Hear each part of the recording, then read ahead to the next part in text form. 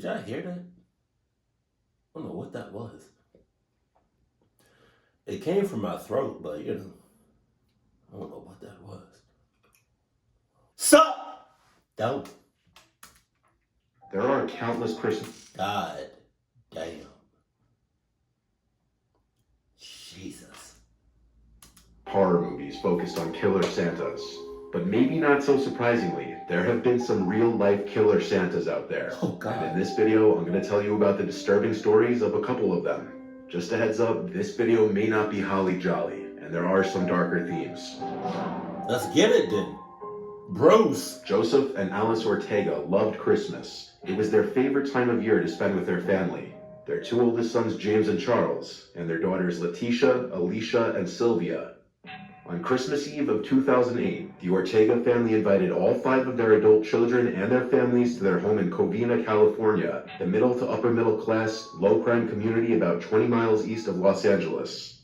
The family was in the middle of a Christmas Eve poker game when the doorbell rang, and what unfolded next was unimaginable. Shortly after the doorbell sounded, police received 911 calls from the Ortega's neighbor. The caller cried into the phone that someone was burning down the Ortega's house.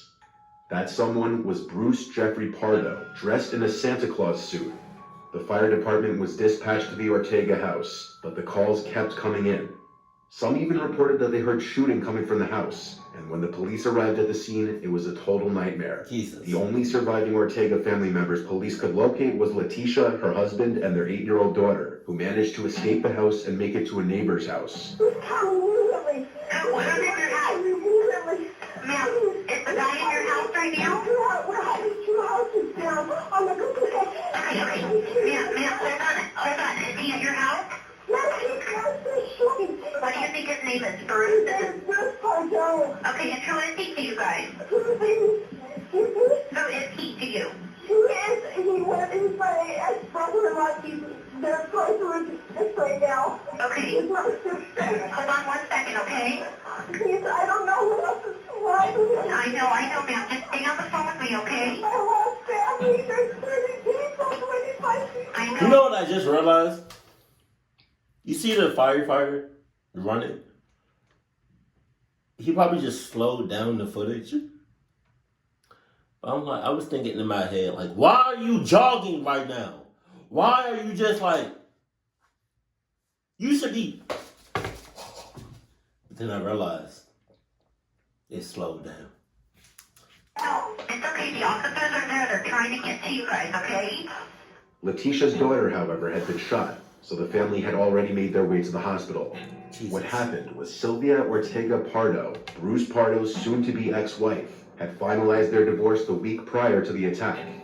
This apparently caused Bruce to snap in the worst way imaginable, and this was his way of getting revenge. Oh my God. Bruce had arrived at the Ortega home in a Santa costume with a gift-wrapped package containing a rolling air compressor converted to deliver gasoline from it, and at least 4 9mm semi-automatic handguns. Jesus. His 8-year-old niece Katrina, the daughter of Letitia, ran to answer the door in excitement to be greeted with the Santa, only to be shot in the face. God damn.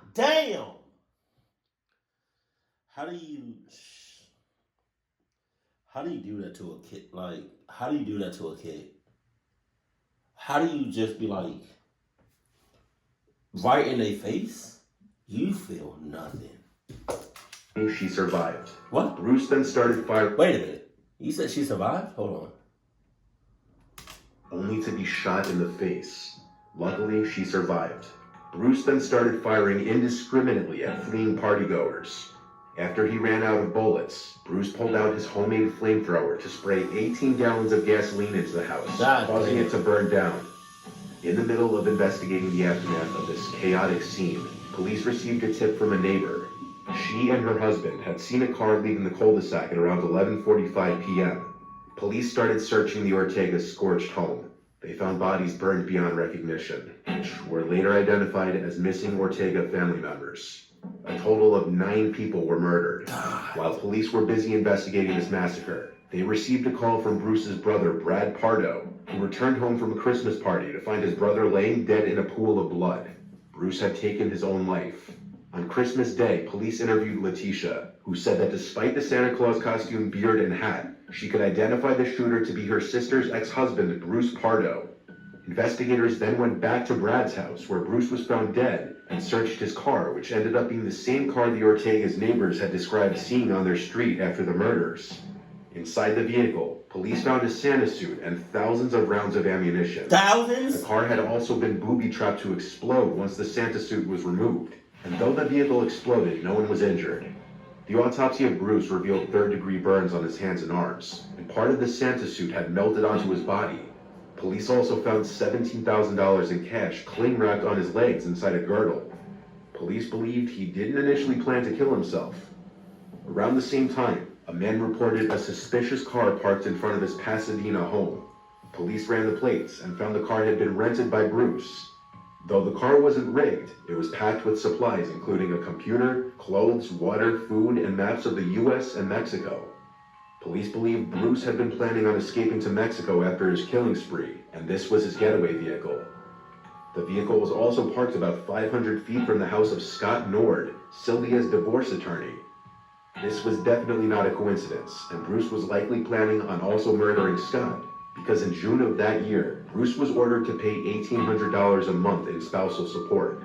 The divorce clearly took over Bruce's life, and he began to plot ways to get back at Sylvia, and instead of just killing her, he decided that he was going to destroy everything and everyone that she loved.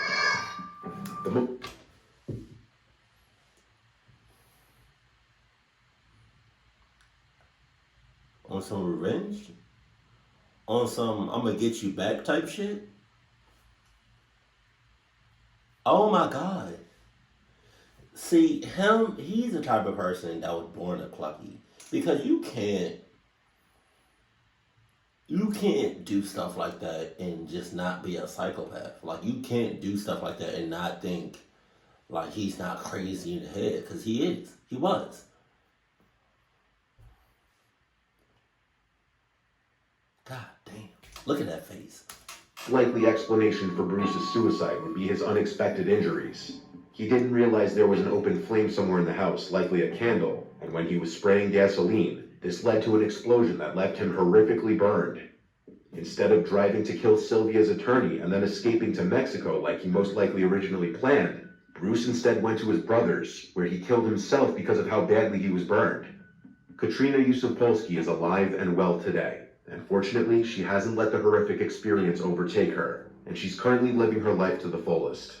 But unfortunately, Bruce Pardo was not the only story of a killer Santa named Bruce. I bet she's single now. I promise you that. I promise you that. If she not,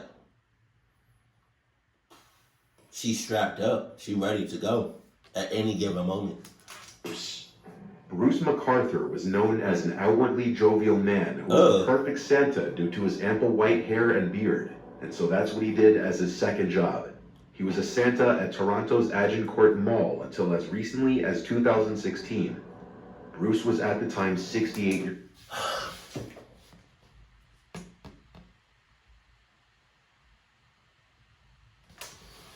He looks so creepy.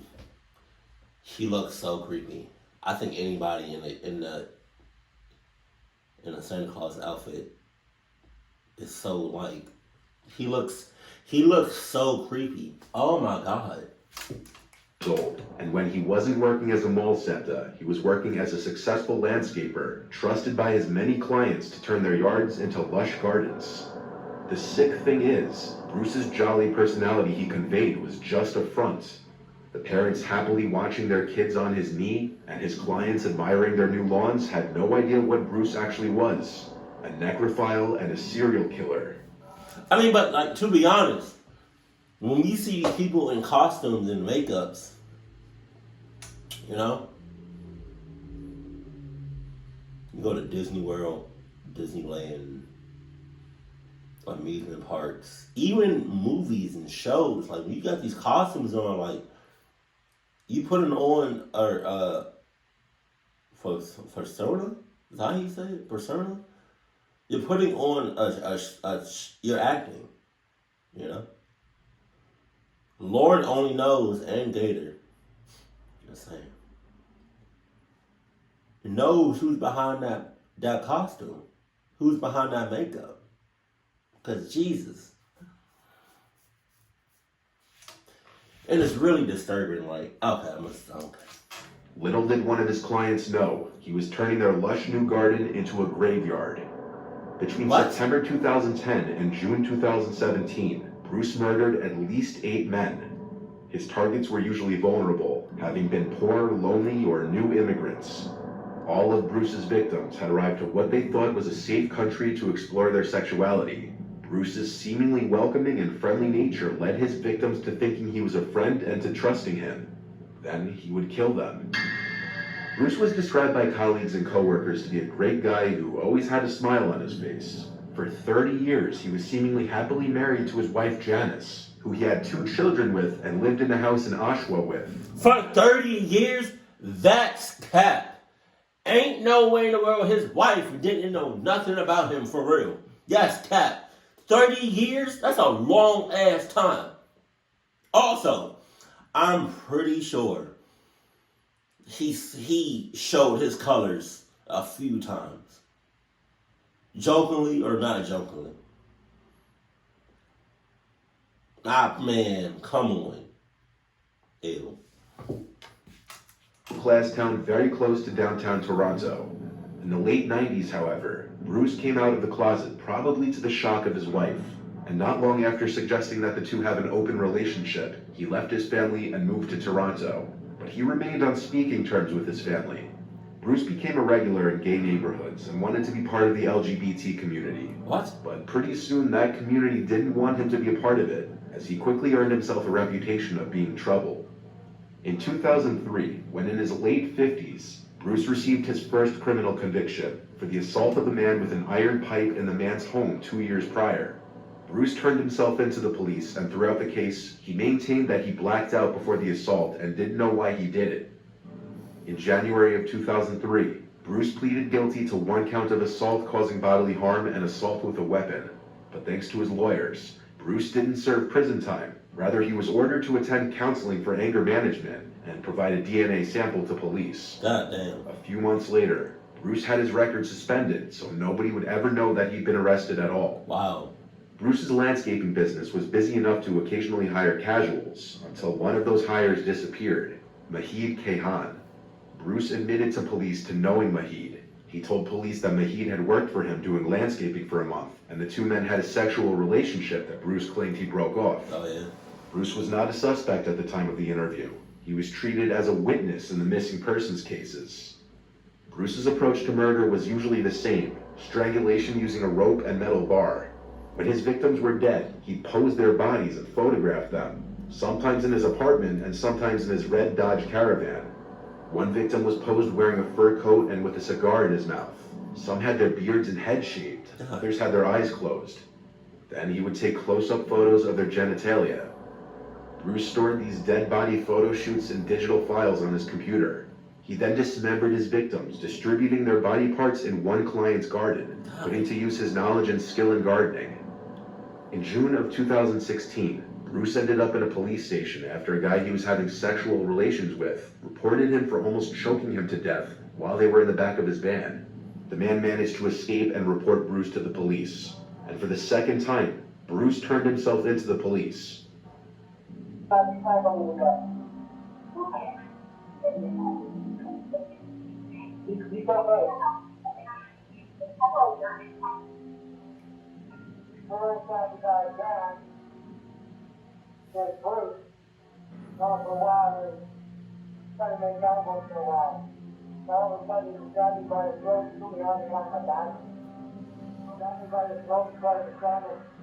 The man who reported Bruce claimed they were hooking up in the back of his van when Bruce started choking him violently. The man claims he barely managed to escape. But when Bruce was being questioned by police, he played it off that he was asked by the man to choke him, that he liked it rough. And right now, you're under arrest. You're placed under arrest this evening for the offense of assault, okay? You've been brought here to 232 Division for the purposes of being investigated for that offense, okay? So an allegation has been made against you, and this officer in just a moment is going to let you know exactly what that allegation is, okay? So the allegations are that around 6:30 p.m. this evening, he met up with a gentleman by the name of at the intersection of Bathurst and Finch. During the course of your involvement with him, there was an allegation made of assault, which in choking was the allegation made, and that's basically why you're under arrest today, for that assault. Okay. So, sir, if you would like to provide us with your account of what occurred earlier this evening. Well, I meant, we talked about going for dinner, and he said he needed to take a shower, so I said I'd meet him at the Tim Hortons at Finch and Bathurst. And so he arrived, and we were going to have sex, and he suggested to do it in the back of his truck since it hadn't been used yet. It was a brand new truck. I said, well, there's more room in the back of my van. So we went to my van. So then I thought, okay, he likes it rough. So I put my hand to his throat, and just for a few seconds, because before that he's very strong, he just completely turned around and grabbed me by the throat. He said, now I'm going to show you what I'm going to do to you. And he had me by the throat to the point that I couldn't breathe. So I put my hand like up in the air, like surrender, because I couldn't talk. And that's when he finally let go. And then he jumped out of the car and said, I don't want to see you again. Has anything like this ever happened before where things got out of hand? Not like that, no, not that quickly, or not just like that. Things have never gotten violent? No. Okay. I just thought he liked it rough. The police believed Bruce's story and the case was dropped. Wow. On June 26, 2017, Andrew Kinsman disappeared, and this was the start of Bruce's downfall. Andrew was different from Bruce's other victims. Andrew was well known and liked among Toronto's church and gay community, and he was the caretaker of his apartment building in Cabbagetown. His disappearance following Toronto's Gay Pride Parade was quickly noticed, and within days, posters of his face were seen all over town. Andrew had become the latest addition to the disturbing disappearances of gay men that had been plaguing the community for years. Andrew's friends and colleagues knew he was interested in true crime and serial killers. A colleague noted that he had an occasional hookup with a man very into the psychology of serial killers and how they functioned. When police searched Andrew's apartment, they found computer files on the serial killer and necrophile Dennis Nilsen, otherwise known as the Kindly Killer. Dennis Nilsen's methods of murder were eerily similar to those of Bruce. They also found a documentary on U.S. serial killer John Wayne Gacy and 10 pictures of Bruce taken on September 11, 2010, using Andrew's camera. The name Bruce was also scribbled on Andrew's calendar, eerily coincidentally for the day he disappeared. It's possible Andrew suspected Bruce was a killer and was doing his own investigation. Police discovered CCTV footage showing Andrew getting into Bruce's red 2004 Dodge Caravan. They finally had a suspect. In September of 2017, while Bruce was under surveillance, police took a coffee cup he discarded in the trash to obtain a sample of his DNA. 2 months later, Bruce dumped his caravan at a scrapyard, which was seized by the police and forensically examined. They found blood and semen connecting multiple victims to Bruce, including Andrew Kinsman and another victim, Salim Essen. This evidence allowed police to obtain a warrant to enter Bruce's home covertly without him being there. Forensic experts discovered photographs of Andrew and Salim on his computer, taken after both men were dead. The timing of this discovery was impeccable, because Bruce was likely about to commit another murder. The next day, police witnessed a younger man arrive at Bruce's apartment building in Toronto. The man was likely to be Bruce's next victim. They raided Bruce's apartment, finding the man who entered his apartment naked and handcuffed to the bed with a black bag over his head. None of this was done with his consent, and he was screaming for help. Bruce was arrested and charged with the murders of Andrew and Salim. A deeper search of his apartment revealed files on each of his 8 victims, and souvenirs from each of his crimes. They included ropes and a metal bar used in the strangulations, jewelry from multiple victims, and a notebook from Salim. They also found a file he'd already prepared for the man they'd saved, confirming that he was close to having the same fate as the other 8 known victims. Police checked 75 properties that Bruce had worked on, and at one client's property in Leaside, They found body parts from the 8 victims in large planter boxes and an adjacent ravine. Karen Fraser, the homeowner, was shocked and stated that Bruce was the best friend, neighbor, relative anyone could want. A similar description many others used for him in the past. But Yo, at this point, like, the people that come off real nice, real friendly, a little bit too touchy, those are the mother cluckers you need to stay away from. You need to stay with the people that be like, so. They say like, sup, on one day. See you again on like next week. How you doing? Next week. Hey. You know what I mean? Something like that. Like, I don't know, like, if somebody came, regardless of the sex, if somebody came at me on some friendly type shit, but like, they were like overly friendly, I'm not trusting that at all. At all. Because at this point, you can't trust anybody. You can't really trust yourself, to be honest. That's crazy. It took him a while to get him, too. It took him a while to get him on some Jeffrey Dahmer type shit. The question still stands. Were there only 8 victims? Bruce entered a guilty plea early in court proceedings, but showed no sign of remorse. He was given a life sentence on each murder charge. Between 1975 and 1978, 14 men from Toronto's gay community were murdered. The method of killings varied, including beating, strangulation, and stabbing. Police solved around half of the cases, but the rest remain cold cases. It seemed likely that Bruce was somehow linked to these other murders. For a seemingly jolly mall Santa to be capable of such atrocities makes you realize you never really know what kind of person somebody actually can be behind closed doors. Mr. Nightmare. That's what I'm saying, Mr. Nightmare. That's a red ass tree. That's all I'm saying. Jesus.